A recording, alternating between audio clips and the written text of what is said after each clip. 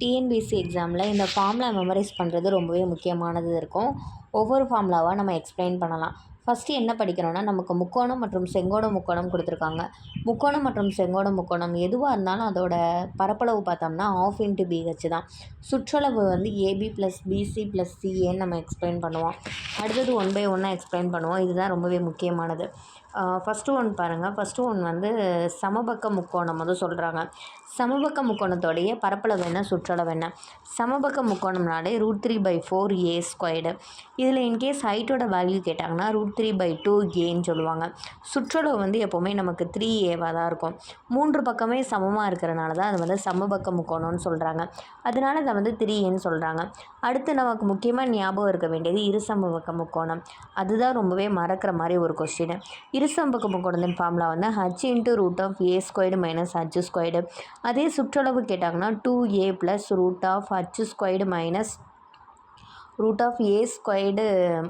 h².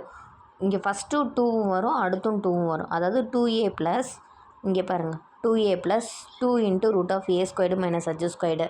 சமபக்க முக்கோணம் கூட நமக்கு ஞாபகம் இருக்கும், பிரச்சனை கிடையாது. √3/4 a². சமபக்க முக்கோணம் தெரியுதா? சமபக்க முக்கோணத்துடைய சுற்றளவு என்ன, 3a. இருசமபக்க முக்கோணம் வந்து h வந்து நமக்கு ஃபஸ்ட்டு வந்துடும். ஹச்சை போட்டணும். h × √h² - a². அதே சுற்றளவு கேட்டாங்கன்னா 2a + 2 × √a² - h².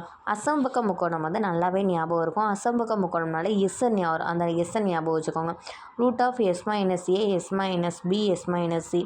அதோட எஸ்ஸோட வேல்யூ என்ன, எப்படி கால்குலேட் பண்ணுவாங்கன்னா a + b + c / 2 போட்டோம்னா இந்த எஸ்ஸோட வேல்யூ வந்து நமக்கு கிடச்சிரும்.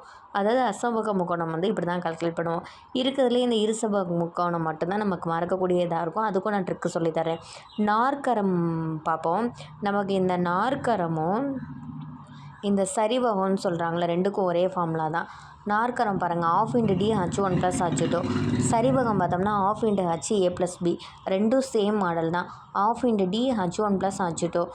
சுற்றளவும் எல்லாமே எல்லா பக்கத்தையும் ஆட் பண்ணோம்னா நமக்கு வந்து சுற்றளவு கிடச்சிரும். ரெண்டும் ஒரே மாதிரி தான் இருக்கும். அதே மாதிரி நமக்கு இணைகரமும் செவ்வகமும் சேமாக இருக்கும். ரெண்டுமே l × b தான். l × b 2 × a + b. 2 × a + b, அதாவது 2 × l + b. இணைகரமும் செவ்வகமும் சேமாக இருக்கும். நமக்கு நாற்கரமும் சரிவகமும் சேமாக இருக்கும். சாய் சதுரத்தின் மூலைவிட்டங்கள் கொஸ்டின் கேட்டாங்கன்னா ½ × d1 × d2. சாய் சதுரங்களுக்கு 4a. எல்லா பக்கத்தையும் ஆட் பண்ணோம்னா நமக்கு சுற்றளவு வந்து கிடச்சிரும். சதுரம்னாலே பரப்பளவு வந்து a², சுற்றளவு வந்து 4aன்னு கால்குலேட் பண்ணுறாங்க. ஓகேவா?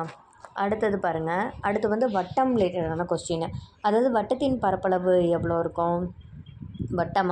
வட்டத்தின் பரப்பளவு வந்து r², 2/r. அடுத்து அரைவட்டம்னா r²/2.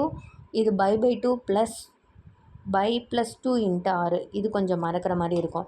ஃபஸ்ட்டு ஒன் வந்து r², 2/r. இது வந்து வட்டத்தின் பரப்பளவு, வட்டத்தின் சுற்றளவு. அரைவட்டம்னா r²/2. சுற்றளவு வந்து π+2 × r. கால்வட்டம்னா r²/4. கால்வட்டம்னு சொல்கிறாங்களா? கால்வட்டம் பாருங்கள். கால்வட்டம் வந்து r²/4. இது வந்து π/2 + 2 × r. π/2 + 2 × r. நல்லா ஞாபகம் வச்சுக்கோங்க. இது எல்லாமே 2Dக்கான ஃபார்முலா.